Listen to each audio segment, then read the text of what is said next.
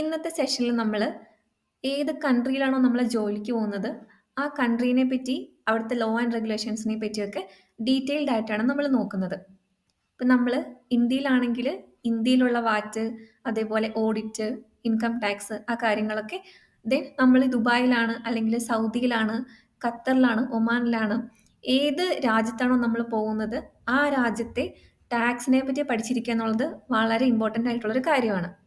കാരണം നമ്മളൊരു അക്കൗണ്ടൻസ് ആണ്. അപ്പം നമ്മൾ ഡീൽ ചെയ്യുന്നതിൽ നമ്മുടെ സെയിൽസിലും പർച്ചേസിലും ഒക്കെ സെയിൽസ് ടാക്സ് ഇൻവോൾവ് ചെയ്യുന്നുണ്ട്. അതേപോലെ തന്നെ കോർപ്പറേറ്റ് ടാക്സ് ഉണ്ടെങ്കിൽ അതും ഇൻവോൾവ് ചെയ്യുന്നുണ്ട്.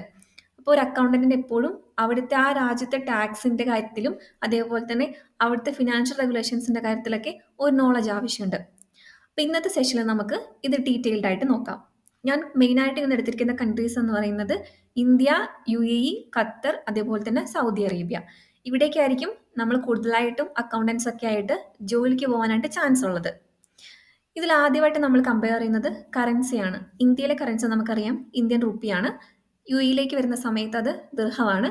ഖത്തറിലും സൗദിയിലും നമ്മൾ അതിനെ റിയാൽ എന്നാണ് പറയുന്നത്. ഇൻകം ടാക്സിന്റെ കാര്യം നോക്കുന്ന സമയത്ത് ഇന്ത്യയിൽ ഇൻകം ടാക്സ് ഉണ്ട്.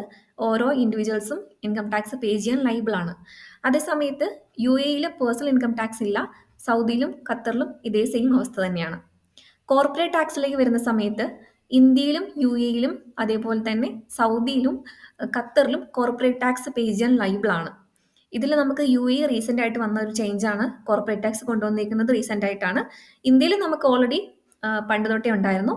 ഖത്തറിലും അതേപോലെ തന്നെ സൗദിയിലും 10 and 20% വെച്ചാണ് നമ്മൾ പേ ചെയ്യേണ്ടത്.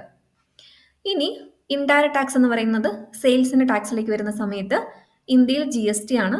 അതേപോലെ തന്നെ UAEയിൽ നമ്മൾ അതിനെ വാറ്റ് എന്ന് പറയും, 5% ആണ്. സൗദിയിൽ അത് 15% ആണ്.